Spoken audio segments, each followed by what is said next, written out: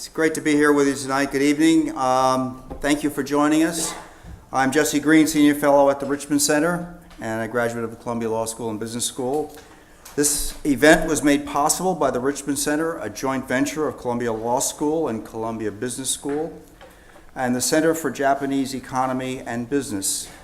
The Richman Center fosters dialogue and debate on emerging policy questions where business and markets intersect with the law.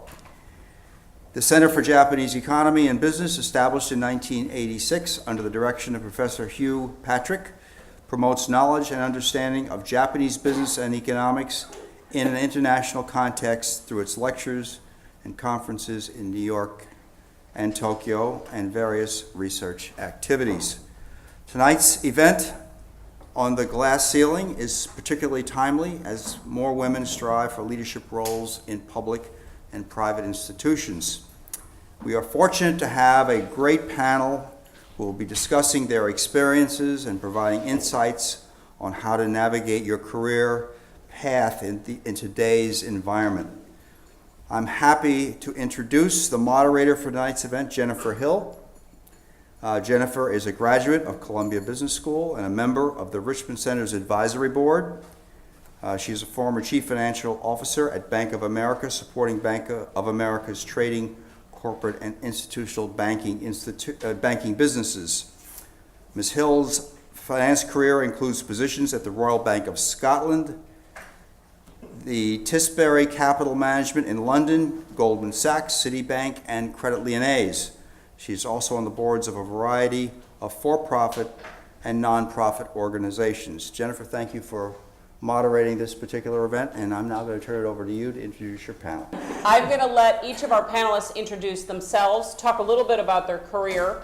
I'm going to pose a couple of questions to each of you, and then what we'd really like to do is open it up to all of you.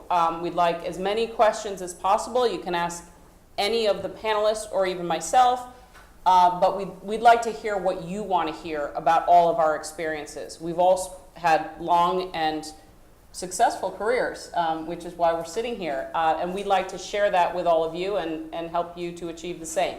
So I tend to be relatively informal. So when we get toward the end of the more formal part of the presentation, it's going to be a little bit punchier. And if you want to jump in with a question that you just can't wait, we'll then jump in. And that's the way we're going to go. We're going to start with Jean, just because we're seated this way. And because of the A, all the way through school, I always had to go first. We're keeping with tradition. We're going to let you introduce yourself and tell us a little bit about some of your experiences through your career. Great. Well, thank you. It's great to be here. I look out on sea of faces, and I started my career late in life, so I'm sort of the poster child for you just never know where you're going to be when you graduate from college. So I graduated from UC Berkeley. No, okay. I graduated from UC Berkeley with a degree in history of art. And mainly I did theater. So I started off my life as an actress in the theater. Then I taught English as a second language. Then I moved to New York to teach English as a second language. Then I moved back to California and worked for Paramount Pictures and feature film production. Then I went to law school at the University of San Francisco. Nope. Okay, University of San Francisco. And I got out of law school. So I was thinking to myself, if a cat has 9 lives, I hope I've only had 7. I have a couple of more careers I'd like to do before I'm done. But I graduated from law school, and I was not young chronologically, but a young lawyer. And I was fortunate that one of the clients at my law firm was my future business partner, Don Nomura. He had a real estate matter, but he also went to the firm and said that he had a litigation involving Japanese business card licenses, and was there anybody that wanted to take the case? And since it was a no-fee case initially, nobody would take it, but of course, I raised my hand because I thought, go to Japan, how interesting. Baseball card licenses, how interesting. And so I jumped at the chance, and that really changed everything for me. I went to Japan, and I interviewed witnesses, and I collected evidence. And actually, a side note, at the time, I interviewed opposing counsel, and litigation wasn't very common in Japan in the 1990s. And I asked my opposing counsel, do you have any documents that might indicate that you knew that this was my client's license? And he said, oh yeah. And he just produced them for me. And I, scurried on back to California with them. But when I was there, I went to a Japanese baseball game, and I saw the Yomiuri Giants. The quality of the baseball was really so high that I asked Don how come there weren't more Japanese baseball players in the United States. And he told me that there was an agreement signed in 1967 between the Japanese commissioner and the U.S. commissioner that prohibited Japanese baseball players from coming to the United States. And as a newly minted lawyer, I thought to myself, well, that does not sound legal to me. And as it turned out, in our view, it wasn't. So we launched a series of cases. Our first client was Hideo Nomo. He was the first Japanese player since 1968 to come to the States. And after Hideo, there were a series of Japanese ball players. That's how I was a player agent. So I was a player agent, and how I got to know George Steinbrenner and the New York Yankees. And when my predecessor, Kim Eng, who was only the second woman assistant GM in professional sports, left to go to the Dodgers, Brian invited me to come to the Yankees.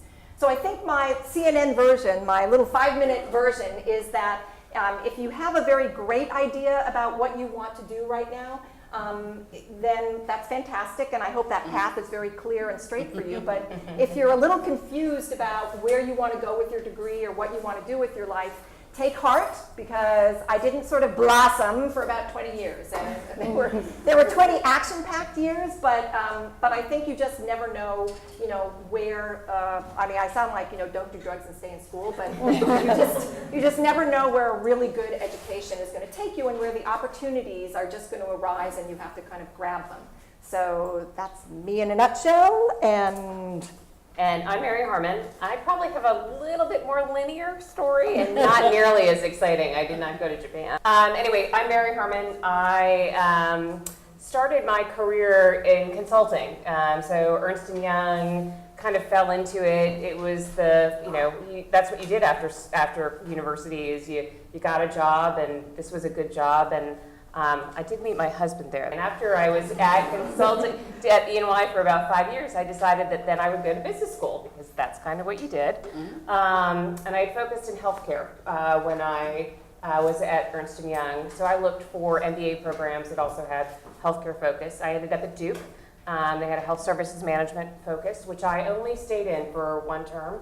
And then I decided if I really could go anywhere in the world and do anything, there were a lot of other things that I would try. I ended up doing my summer internship doing private equity investing. And it was the go-go 90s, before the internet bubble, the crash. It was a great time to do investing, and I ended up working at GE. And I invested across every different sector: media, healthcare, energy, water, and financial services. I did that for 8 years. So I started off as an associate and worked up to being a senior vice president. And then I jumped ship from GE to Bank of America, which is where I met Jennifer, to focus on, again, private equity investing. But again, they're just focused on financial services. And I did that for a couple of years, and then eventually ran the whole group, until one day they said, oh, by the way, we're not going to do private equity investments anymore. Can you wind down the group? So that was kind of interesting experience. And then one day they said, oh, but we think we actually want to do some more investments. So that group that you wound down, can you spin it up again? So I guess it's been a little bit of this and that, but always working for big companies, but always doing slightly fringy types of jobs. So that's a little bit about me. I'm also far more linear than Jean's exciting start. I knew early on that I wanted to be in travel, hospitality, events sector, and thought it was exciting and glamorous, of course, and then I took my first flight and realized it wasn't quite that way. And a lot less so now. Yeah, far less so now. And I knew specific things that I wanted to achieve. I wanted to be managing director before I was 35. I wanted financial services because that's where the cash is. I wanted to lead people and but have the ability to be able to help them from a mentor perspective to find whatever their career path was. I wanted to live in a different country and work in a different country. So I had these lists of things from Which is where you met me. which is where I met you, and all of my life has changed. It was at a bar. It was over wine. It wasn't at work. And so But it wasn't another country. it wasn't another country.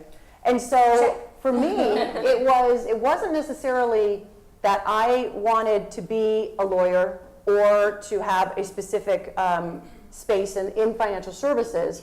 It was the type of person that I wanted to be from a well-roundedness, because early on I thought that skills are transferable. And I didn't want to be the travel person or the event person or the hospitality person, but I wanted to be someone that is able to work successfully in each of those spaces and could also do more. And so my one of my favorite jobs, I was in financial services. I had a staff of over 5,000. I managed $5 billion in spend. I worked in London and lived in London for 4 years. And I was managing director when I was 34. And I met those criteria, and my philosophy is really two things. One is that you can do anything with a strong work ethic. And I'm saying outside of course, a brain surgeon needs specific skills. Yeah, I hope. Yes. And the second thing that has worked very well for me is fake it until you're there. And what I mean by that is that every job that I've had, I got a job because I sent a pair of socks. I got a job because I said I absolutely, definitively, confidently can do that, even though I walked away saying, no way I could possibly. But I knew that if it took someone who had the experience 4 hours, I will do it. It might take me 10, but no one's going to see that it took me 10. And no one's going to know how difficult it was, but I will not fail and I will deliver it. So those two things have served me well, and it's really part of what I wanted to share with you today. We need to hear a little more about the socks. The socks. I went for a job at Liz Claiborne early in my career where I wanted to go for a job that was triple the size of the scope of programs I had managed previously.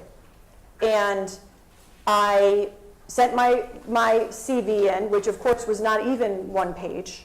And it was an ad that I answered in a travel trade magazine. So you can imagine thousands and thousands went in. So then I just started making calls to try to find out who the hiring manager was. And you call and you get the operator and you say, you start off with, here's this ad and who's the hiring manager, and of course you get nowhere.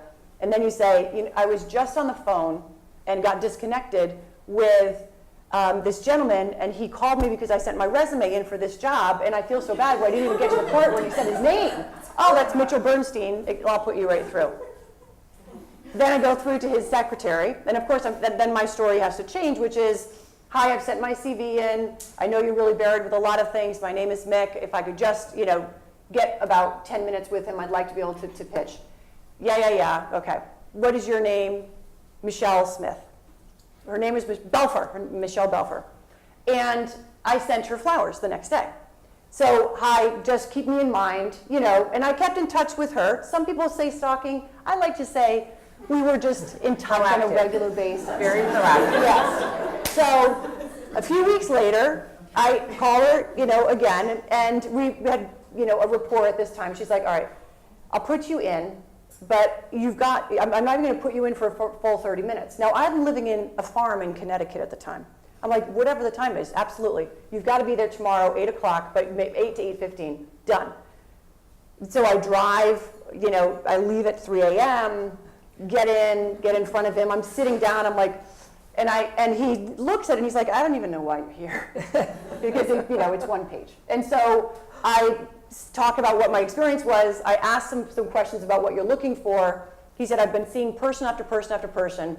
And I'm sorry, but you just don't have the experience. And if it was legal, I'm sure he would have said, and how old are you anyway? Because I was 23 at the time.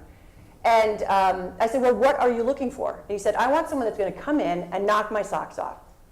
And meeting ended. It probably wasn't even 10 minutes, actually. And I went from store to store and looked for Claiborne men socks, went to FedEx, printed out a formal follow-up letter, but packaged it up with a big sign on the top of the formal letter that says, here's something you should hang on to, because if you hire me for the job, I will knock your socks off. And he said that was the only reason that he gave me the job. That's a good reason. Yeah, no, you showed energy, enthusiasm, curiosity about the position, and you did your homework. So it's, those are important skills.